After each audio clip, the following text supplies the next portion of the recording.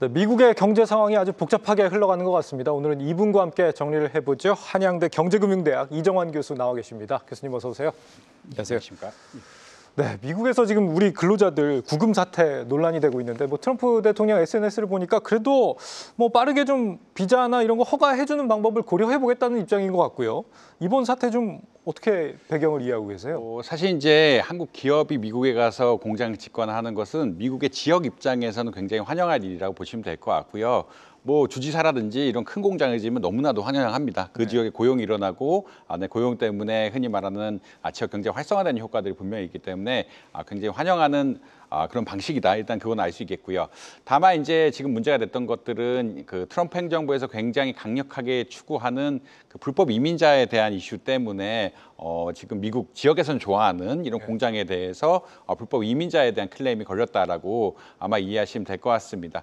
그래서 이제 트럼프 대통령 입장은 이제 한 전문 인력을 불러서 이제 미국인을 훈련해야 된다는 입장인데 사실 이제 해외에 공장을 짓는다는 것이 특히나 미국 같은 경우에는 도량형 차이 같은 것도 굉장히 많이 나거든요. 그러니까 피트나 이런 것들 쓰는 유일한 나라라고 지금 알고 있는데 그렇죠.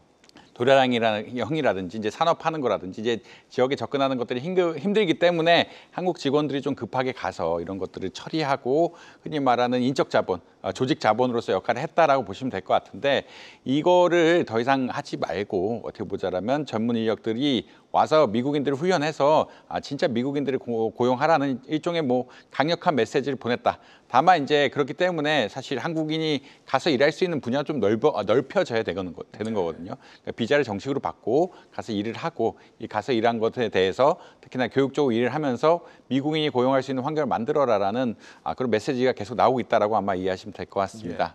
아니 그쪽에 시공사 쓰려고 하면은 말도 참 안 듣고 엄청 문제도 많이 제기를 하고 이런다고 하더라고요. 그래서 같이 사업하기가 참 쉽지 않다 그러던데.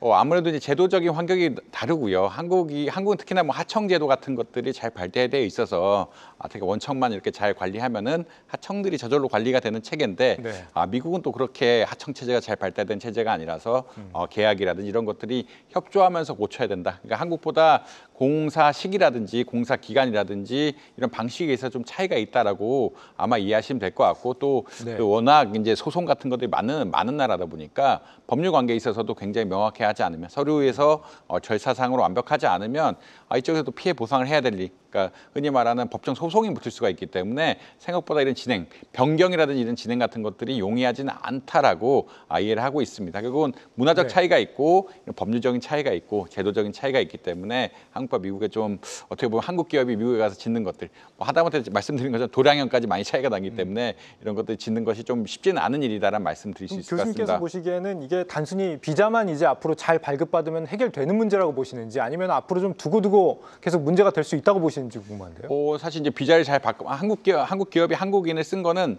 이제 시공을 빨리 촉진해서 그러니까 우리나라 인적 자본들이 가고 그다음에 우리나라 공장 시스템을 잘 아는 분이 가서 이걸 사실 시설 문제들을 빨리 해결하라는 그런 이야기였거든요. 근데 이제 미국 입장이 미국인을 고용해서 이것들 처리해라라는 입장으로 변경된다라고 하면은 아무래도 공사비가 늘어나게 되고 공사 기간이 늘어날 수밖에 없는 둘 다 늘어날 수밖에 없는 이런 상황이 되는 것 같다라고 말씀드릴 수 있겠습니다. 이제 이게 법률적으로는 당연히 미국 입장에서도 한국인의 어떤 투자를 받아야 되기 때문에 법률적으로는 클리어를 해줄 텐데 이 비용이 문제겠죠. 공사기간 지연이라든지 공사 비용 자체의 증가, 또 외국인 노동자를 투입함으로써 어떤 생산성 하락 같은 것들이 다 염려가 되고 있는 상황이긴 하다. 그러니까 이제 법률적인 이야기가 아니라 이제 점차 경제적인 이슈로 가는 것 같다라고 말씀드릴 수 있겠습니다. 이게 정말 그냥 이민 단속의 문제인가 단순하게 거기에 대해서 살짝 의문을 제기하는 부분들은 지금 우리와 미국의 관세 협상도 행정명령 서명이 아직 안 나서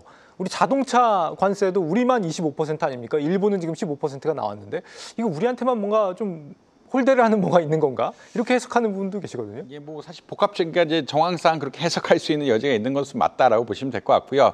다만 일본이 이제 관세에서 자동차 관세를 내려받은 것은 적극적으로 관세에 대한 관세 협정에 따른 투자 이행 계획을 냈기 때문이거든요. 결국 이 투자 이행 계획이 한국도 빨리 마련돼야 되는 것이 아니냐라는 그런 큰 틀 안에서 의심은 할 수 있다라고 보시면 될 것 같은데 이제 정황상 이제 구조적으로 여러 문제 그것 때문에 그렇다라고 이야기하기는 좀 어려운 것 같고 구조적으로 문제될 부분이 분명히 있었고, 그리고 한국과 미국의 어떤 제도적인 차이 이런 것들이 분명히 있었기 때문에, 그리고 한국은 어떻게든 공사비를 아껴서 어떻게 빨리 공사를 짓는 이런 상황이 필요했기 때문에 이런 이슈가 발생할 수밖에 없었다라고는 일단 보실 수 있을 것 같습니다. 예, 그렇군요.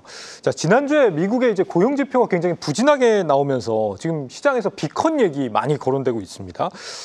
반대로 이번 주에는 사실 미국의 또 8월 CPI가 나오는데 이게 또 굉장히 높게 나오면 비컨 얘기가 또 쏙 들어가지 않을까 이렇게도 예상을 해볼 수 있을 것 같고 어떻게 보세요? 이거? 사실 이제 7월에 소비자 물가 지수가 예측보다 한 0.1%포인트 낮게 나오면서 9월에 드디어 금리 인하를 할 수 있겠구나라는 기대감이 좀 시장에 형성됐다는 말씀 드릴 수 있을 것 같고요.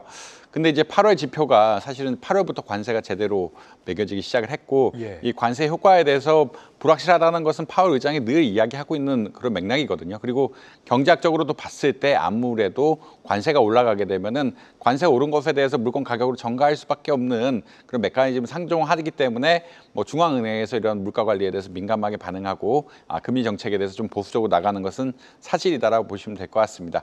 그렇기 때문에 이번에 소비자 물가 지수 같은 것들이 예측보다 조금 높게 나온다라고 하면은 9월에 금리 인하 사실 0.5%포인트의 비컷까지 예상을 했는데 그런 기대감이 또 줄어들 수도 있는 이런 상황들이고 이게 사실은 경제학적으로 이게 뭐 다른 이유는 아니고 경제학적으로 관세가 오르면 당연히 물가가 올라가야 되는데 이게 얼마나 올라갈 것이냐에 대해서 불확실성이 많다. 이런 상황에서 정책들이 이루어지고 있기 때문에 증시 역시 좀 혼란할 수밖에 없다라는 말씀 드릴 수 있을 것 같습니다. 예, 굉장히 변동성이 큰 한 주가 지금 예상이 됩니다.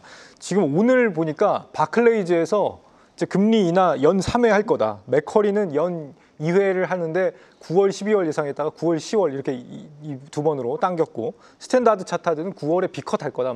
다양한 전망들이 월가에서 지금 나오고 있거든요. 교수님께서 생각하실 때는 지금 정도의 상황을 보시면 연내 얼마 정도 금리 인하 우리가 좀 예상해 볼 수 있을 걸로 기대하십니다.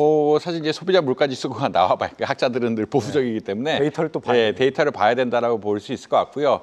그것이 아까 말씀드린 것처럼 관세가 막 올라간 것들이 8월에 올라갔기 때문에 이 효과가 어떻게 될지 조금 지켜봐야 될 수밖에 없는 상황들이다. 또 이거 물건값을 오르는 것이 관세를 올리면 바로 올리는 것이 아니라 재고 물품들을 소진하고 그 이후에 또 올릴 가능성들이 있기 때문에 이게 어느 정도 시차를 거치면 나타날지 사실 잘 예측하기 힘들거든요. 그리고 이만큼 관세 인상을 한 적이 역사상 그렇게 없었습니다. 그러니까 최근에 이제 90년대 이후에는 관세를 자꾸 낮추는 입장이었고 예전에 1930년대 이야기를 듣는데 그것은 사실 경제 시스템 자체가 다른 시대였기 때문에 비교를 할 수가 없는 거기 때문에 이것의 전파 경로 자체가 흔히 말하는 파급 경로 자체가 어떻게 될지 좀 불확실한 것은 사실이다. 이게 데이터가 없던 일들을 가지고 예측을 해야 되는 상황이고 경제학적으로는 물건 가격이 올라가야 되는 게 분명한 상황들이기 때문에 이 사람들이 좀 혼란이 있을 수밖에 없는 상황들이고 그렇기 때문에 연준에서는 어느 때보다 데이터에 대한 중요성을 계속 강조하고 있다. 물건 가격이 좀 낮아지게 생각보다 낮아진다고 하면은 물가 지수가 그만큼 안 오른다고 하면은 금리를 낮출 가능성이 조금 더 많아지는 것이고 그렇지 않다라고 하면은 이것이 흔히 말 미국은 또 물가 상승하면 임금이 오르고 임금이 오르면 또 물가 오르는 좀 흔히 말해서 악성 사이클을 이제 1980년대 한번 경험해 봤거든요. 그렇기 때문에 그런 것에 대해서 좀 연준은 민감하게 반응한다라고 아마 이해하시면 될 것 같습니다. 그러니까 오늘 들리는 얘기를 보면은 미국의 경기를 보는 다양한 실물 지표 가운데 라스베이거스 방문객이 얼마나 늘었느냐 줄었느냐 이걸 본다고 합니다. 근데 6개월 연속으로 감소하고 있다, 급감하고 있다라고 합니다. 이게 만약에 실제로 미국의 경기 둔화가 현실화되어가는 상황이다라고 한다면 투자자들은 이거를 경기 둔화니까 악재로 받아들이는 게 맞습니까? 아니면 금리 인하가 다가오니까 기대로 받아들이는 게 맞습니까?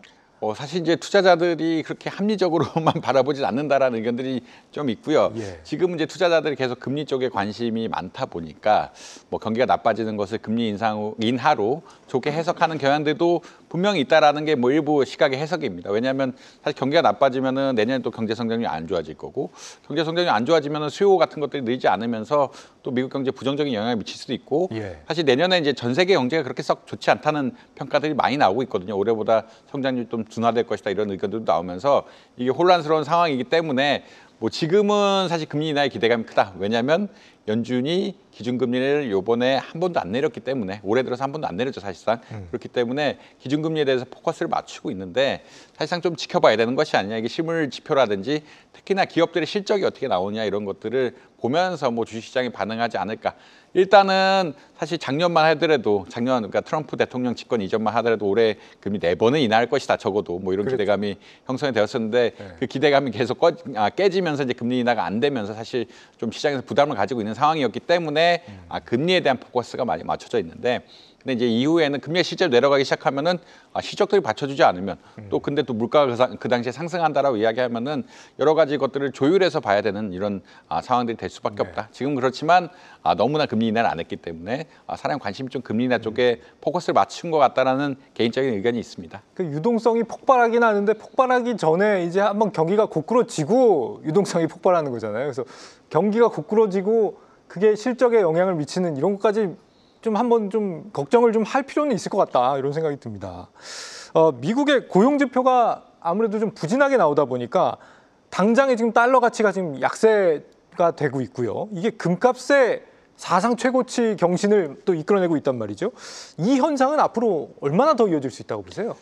이게 달러 가치가 이제 고용 지표가 나빠지니까 금리가 낮아지고 금리가 낮아지니까 약달러로 가는 채널이 하나가 있고요. 네. 두 번째로는 지속적으로 이제 트럼프 행정부에서 어떤 연준의 독립성을 조금 위해하는 이런 방어들을 한다라는 그러니까 연준이란 것은 사실 통화 가치에도 굉장히 밀접한 관련이 있고 이제 물가 상승이란 것이 어떤 흔히 말 수입 물가 이런 것들이 다 연결이 되면서 환율 관리까지 안 할 수가 없는 이런 상황들인데 어떻게 보면은 미국 행정부에서 연준의 독립성을 너무 훼손시키면서 장기적으로는 재정 적자가 누적되면서 뭐 어떻게 보자라고 하면은 약달러 시대가 좀 되는 것이 아닌데 재정 적자라는 것은 결국 미국 경제의 부담이고 미국 경제의 부담이 심해지게 된다라고 그러면 약달러로 갈 수 있는 것이 아니냐라는 의혹들이 계속 나오고 있긴 하다라고 보시면 될 것 같습니다. 그래서 이제 단기적으로 금리 인하하는 것들이 흔히 말해서 약한 달러를 만드는 큰 요인이라고 할 수 있겠지만 이에 따라서 이제 대체제라고 할 수 있는 금값을 올리는 큰 요인이라고 할 수가 있는데 두 번째로는 이제 미국의 재정 건전성 자체가 지금 이 자금의 전쟁 흔히 말하는 자금의 진행 상태로 보면은 재정 건전성을 유지하는 것이 이제 너무 정치에 휩쓸리다 보니까 이런 것을 과연 갈 수 있을 것이냐에 대한 또 의문들까지 들면서 어떻게 보자라면 약한 달러가 좀 지속되지 않을까 장기적으로 지속되지 않을까라는 의심도 분명히 있는 것 같다라는 말씀드릴 수 있겠습니다. 단기적으로 끝나면 뭐 금값 오르는 폭이 그렇게 많지 않겠지만 재정 적자에 대한 우려 그리고 정치가 약간 경제를 지배하는 이런 상황. 정치는 아무래도 돈을 쓰는 것을 좋아할 수밖에 없기 때문에 이런 것에 대한 우려가 겹치면서 사실은 조금 지켜봐야 될 상황들이다. 그리고 금값이 올라갈 여지는 이런 불확실성에 대한 의구심이 커지면 조금 더 있을 수 있다는 말씀 정도는 드릴 수 있을 것 같습니다. 재정 불확실성 말씀을 하셔서 지금 8월에 미국 관세 수입 사상 최대라고 하거든요. 그래서 조금만 지나면은 1년 연간 세수에 맞먹는 수입이 들어올 예정이라고. 이게 미국의 재정을 오히려 탄탄하게 만들어주는 가능성도 있습니까 혹시? 뭐 지금 당장 미국에 세수가 없기 때문에 특히나 미국은 부가세 같은 것들이 없기 때문에 큰 세수를 걷기가 어렵고 그래서 이제 공화당 행정부가 민주당 행정부로 바뀐다고 할지라도 관세를 안 내릴 거라는 그러니까 관세는 유지할 것이라는 의견이 사실 좀 있습니다. 그럼에도 불구하고 미국도 인구 구조가 예전만큼은 안 좋기 때문에 그러니까 예전에는 진짜 거의 피라미드형 구조로 흔히 말해 이민자도 많이 받고 이분들이 자식들도 많이 나면서 아래층이 튼튼한 구조. 그러니까 복지 재정에 대한 문제가 별로 없는 구조였는데 이민자도 쫓아내고 그렇다는 이야기는 출산율이 좀 적은 층들이 많이 남아 있고 지금도 이제 고령화가 되고 있기 때문에 지금 흔히 말하는 중장기적으로 아무래도 뭐 부담이 될 수밖에 우리나라만큼은 아니지만 당연히 부담이 될 수밖에 없는 상황이다라는 말씀 정도는 또 드릴 수 있을 것 같습니다. 오늘 말씀은 여기까지 드려야겠습니다. 한양대 경제금융대학 이정환 교수와 함께했습니다. 교수님 오늘 말씀 잘 들었습니다.